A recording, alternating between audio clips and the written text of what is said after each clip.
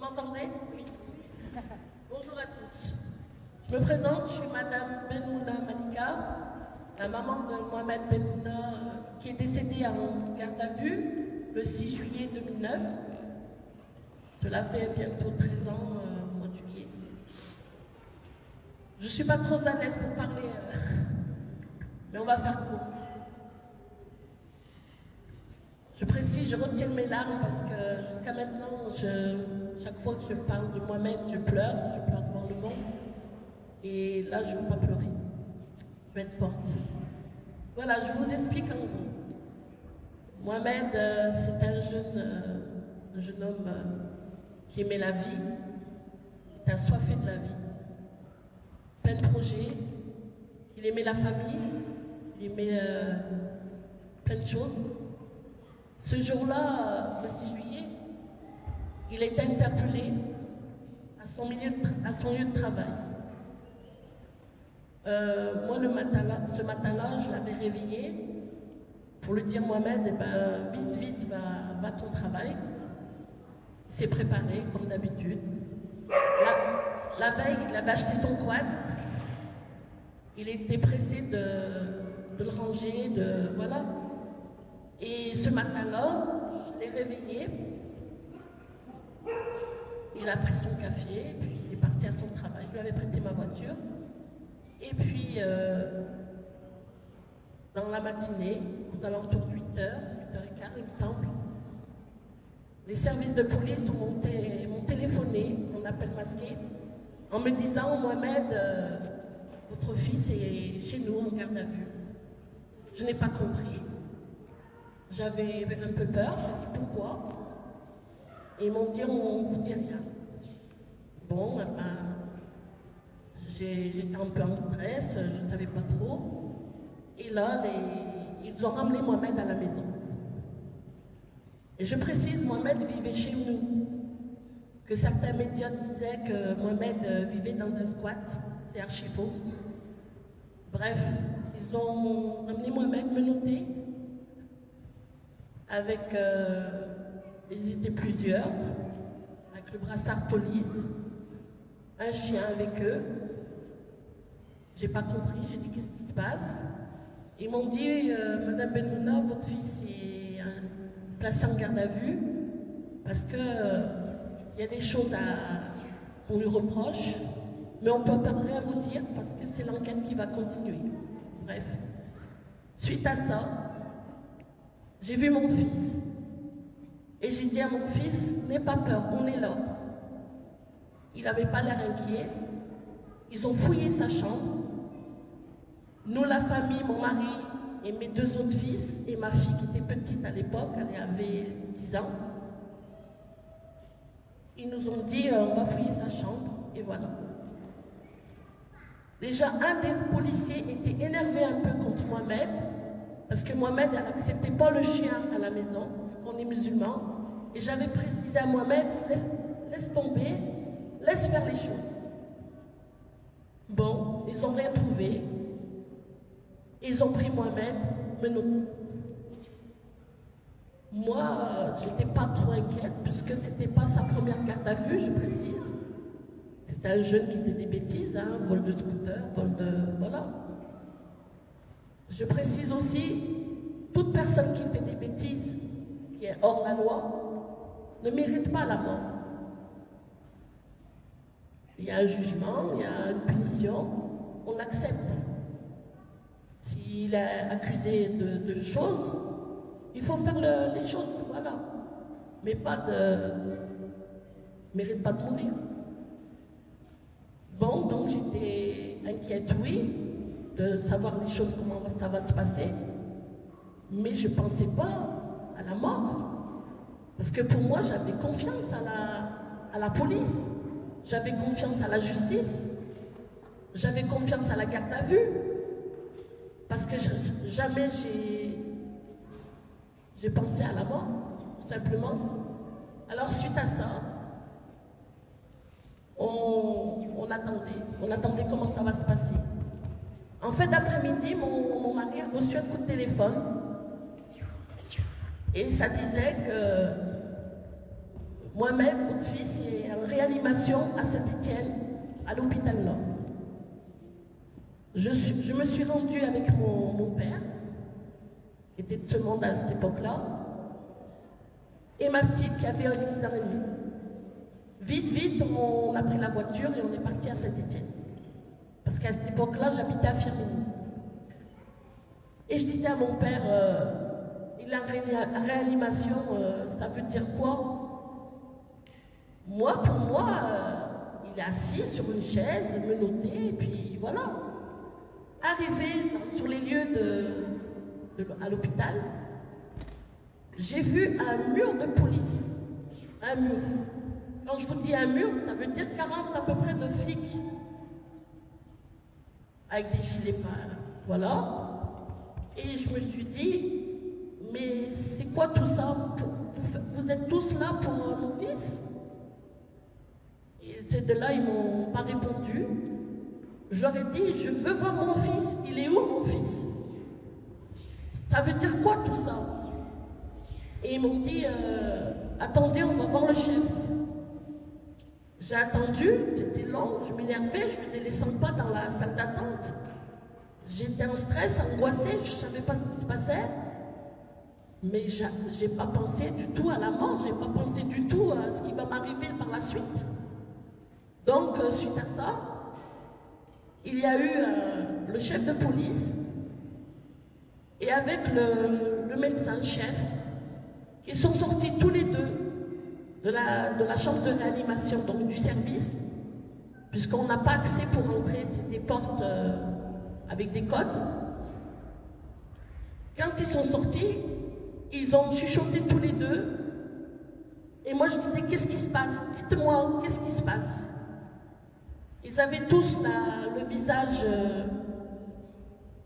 visage triste. Rien que leur visage, j'ai tout compris qu'il y avait quelque chose de très très grave. Et là, je dis, poussez-vous, laissez-moi voir mon fils. Le médecin en question m'a ramené dans un bureau avec mon père et il me disait, la petite, elle rentre pas. Quand je suis rentrée dans le bureau, il m'a dit de suite, Madame Benmouna, votre fils a essayé de mettre fin à 6 jours. Nous l'avons retrouvé pendu dans la cellule de la garde à vue. Tout de suite, j'ai dit, c'est pas vrai. Ce n'est pas possible, c'est pas vrai. Mon fils ne s'est pas pendu, c'est pas possible. Et c'est de là qu'il me dit, mais attendez madame, calmez-vous. Moi, avec la peur, l'angoisse,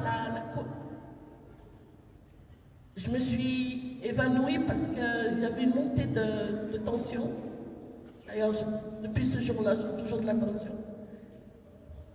Mais bon, quand j'ai vu le médecin qui m'expliquait les choses, pour moi, tout ça, c'était du charabia, parce que tous les termes médicaux, je ne connais rien du tout. J'ai juste posé une question. Dites-moi, monsieur, quelles sont les chances? Dites-moi, monsieur, les chances pour la vie de mon fils. Il m'a dit, madame, il y a 1%.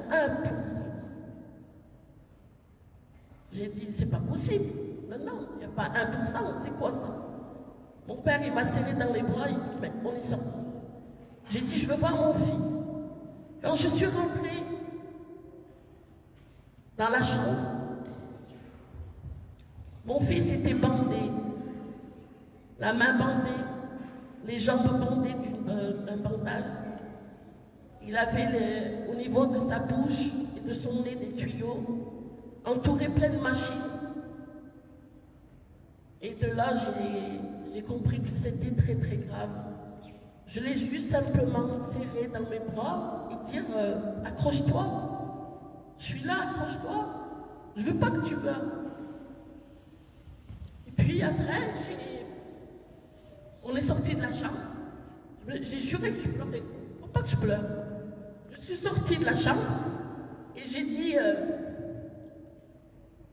il faut qu'on avertisse la famille. Il faut que je vois mon mari, il faut que... Et c'est quand je suis sortie, il y avait toute la famille, mes frères, toute ma famille, les voisins, voilà, coup de téléphone, tout le monde est venu. Et moi, pour moi, c'est Mohamed, va guérir, il va s'en sortir. Moi, là, j'ai pas compris. Et puis après, on m'a ramené à la maison. Déjà à la maison, j'habitais à l'époque au Grand H à Firminy, donc le Mail. Il y avait déjà la famille remplie dans le salon. Et c'est de là qu'on a compris qu'il s'est passé vraiment quelque chose de grave. On attendait par téléphone le déroulement de l'état de Mohamed, l'état de santé. Mais on n'était pas dans la thèse de comment on va faire avec la justice, tout ça. Mais on a compris que Mohamed ne s'est pas suicidé, que Mohamed ne s'est pas donné la vie, la mort. Et c'est de là que mon mari a été porté plainte à la gendarmerie à Saint-Étienne contre ces policiers en question. Ils étaient 1, 2, 3, on ne sait pas, mais pour moi j'accuse les policiers qui étaient ce jour-là en garde à vue. Est-ce qu'ils ont voulu le tuer directement, involontairement? Est-ce que c'était un accident et qu'ils ont masqué ça en suicide? Mais tout ce que je peux vous dire, et je peux le prouver à 2000%, c'est que Mohamed ne s'est pas donné la mort. On ne peut pas se suicider comme ils le disent dans la thèse. Il aurait fait Mohamed un trou, je dis bien un trou, au mur de placo-plâtre dans la cellule, à 1,30 m du sol.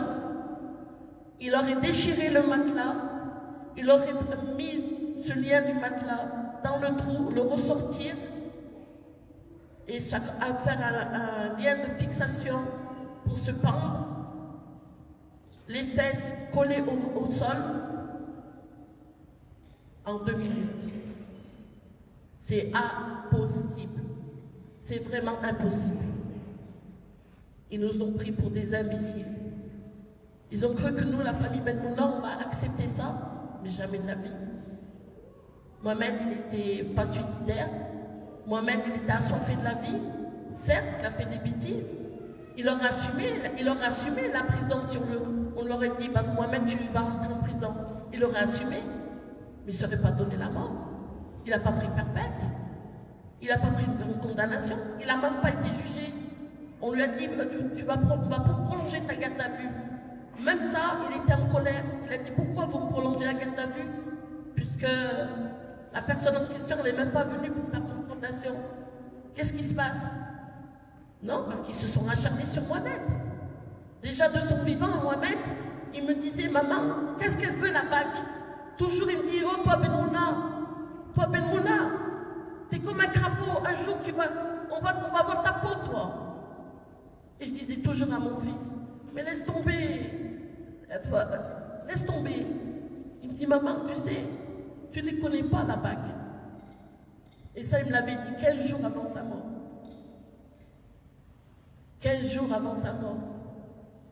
Et ne sachant que le jour de la garde à vue, on lui a donné la dernière cigarette. Il avait demandé à fumer. Il a refusé de manger. Il était fatigué. Mais Mohamed ne serait jamais donné la mort. Il n'aurait jamais déchiré le matelas pour se donner la mort. Même pour simuler, montrer comme quoi il a envie de sortir de la cellule. Non. Mohamed, il aura assumé. Il aura assumé de passer devant un juge si on aurait fait les choses dans l'ordre. Si ce qu'il dit, c'est été prouvé que c'est bien lui, ça encore, on ne sait pas. Nous, tout ce qu'on sait, nous, la famille, c'est qu'ils ont tué, ils ont assassiné Mohamed. Pourquoi? Parce qu'il s'appelle Mohamed. Toujours, il se faisait contrôler. Oh, toi, Mohamed, aujourd'hui, ça va la sape, hein? Parce qu'on s'appelle Mohamed, il faut s'appuyer par la main, je ne sais pas moi. En tous les cas, Mohamed, il n'avait pas de tentation d'en avoir marre avec la vie. Mohamed, il aimait la vie, il aimait la famille, il était passionné de moto. Bref, Moi, je suis sa maman. Vous me voyez comme ça. Mais je suis une maman meurtrie. Et suite à ça, pendant ces 3 jours, après l'hôpital, donc Mohamed il s'est fait interpeller, je précise, le 6 juillet. Et ils ont déclaré sa mort le 8. Donc cliniquement, son cerveau, ils ont fait des radios, tout ça, le scanner. Ils m'ont dit, Madame Benmouna, on va débrancher Mohamed. Donc, j'étais à l'hôpital, ils ont débranché Mohamed. C'est très dur. Il y a eu des émeutes. J'étais contre ça parce que ça ne sert à rien de brûler les voitures et brûler des choses, sachant que Mohamed ne revient pas. Mais, à quelque part, j'ai compris les jeunes, les personnes qui l'ont fait parce qu'ils étaient en colère. Ils avaient la rage, ils savaient que Mohamed ne s'est pas tué. Ils savaient que c'est eux qui l'ont tué. Et je comprends les jeunes. Mais moi, j'ai fait un appel à dire, arrêtez, pourquoi? Parce que je ne voulais pas que leur maman pleure comme moi je pleure. Je ne voulais pas qu'ils aient des problèmes avec la justice. Mais j'ai compris le message. J'ai très bien compris le message. Et quand je suis restée à la maison, il y avait plein de monde, il y avait du monde. Et les services de police, les CRS, pendant 3 jours, 3 nuits, ils étaient autour de mon domicile, autour du quartier. On était en état de guerre. L'hélicoptère qui tournait autour du bâtiment, qui nous lâchait, et puis les policiers en bas qui nous lâchaient des flashballs. Franchement, c'était impressionnant, ça faisait peur, ça faisait très très peur. Voilà, nous, la famille, certaines personnes nous ont salis. Je suis née à Firminy, je suis une pure aplouse, mais j'ai été visée du doigt parce que j'étais victime, mon fils était victime de la police. C'est comme si c'était nous les coupables.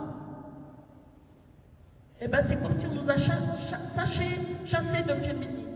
On nous a fait sortir de Firminy. Je demandais à sortir de l'immeuble, de déménager, on m'a dit non. Mais d'un côté c'est mieux, je suis partie de Firminy. Par contre, quand nous sommes partis en Algérie pour enterrer notre fils, auprès de son grand-père, auprès de notre famille là-bas, on avait pris l'avion. Ce jour-là qu'on a pris l'avion, ils ont fait une reconstitution. Que nous, la famille, on n'était pas au courant. Pourquoi ils font une reconstitution sans notre présence? Voilà, pour une fois, ils ont des choses à cacher. C'est toute une mascarade, tout un mensonge, un assassinat maquillé en suicide. Je pèse mes mots. Pour moi, mon fils a été assassiné. Et je continue le combat et je lâche rien. Je veux préparer mon propre comité et je lâche rien. Je souhaite que toutes les personnes qui sont contre l'injustice, qui se rejoignent à moi, parce que je continue le combat. Je lâche rien. Ces policiers en question qui ont tué mon fils, je ne les oublie pas.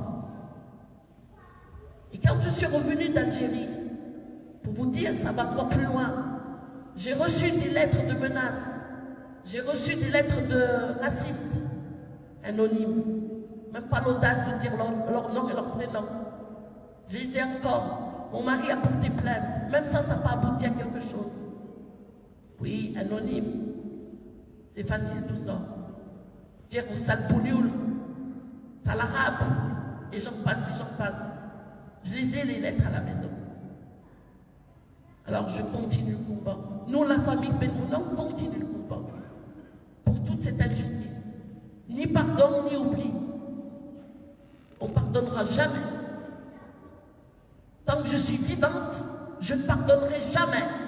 Tant que je suis vivante, je continue